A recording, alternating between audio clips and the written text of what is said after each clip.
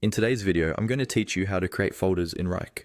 By the end of this tutorial, you'll know exactly how to set up a new folder and organize your projects inside it, so your workspace stays clear and easy to manage. Let's start from your Wrike workspace. Make sure you're in the area where your projects are listed, usually in the left-hand panel. This is where you see your spaces, projects, and any existing folders you might already have.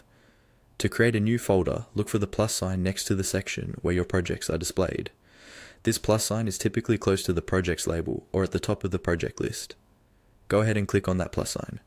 Think of this as telling Wrike you want to add something new to your workspace. When you click the plus sign, a small menu will pop up with different options of what you can create. From this menu, choose the option labeled folder.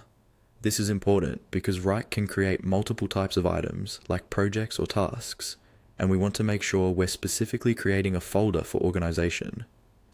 Once you click on folder, a window or small dialog box will appear, asking you to name your new folder. Click into the text field and type in the folder name you want to use. It's a good idea to choose a name that clearly describes what will go inside, such as a client name, a department, a campaign, or a specific time frame. Clear naming now will save you time later when you're trying to find things quickly. After you've typed in the folder name, double check for typos or anything you might want to adjust. When you're happy with the name, click the Create button. Wrike will now add this new folder to your project list, usually in the same section where you click the plus sign.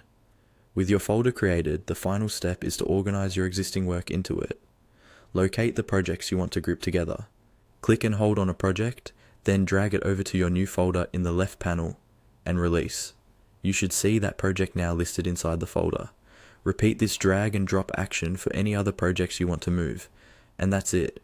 You've created a folder in Wrike and moved your projects into it, giving your workspace a cleaner, more organized structure.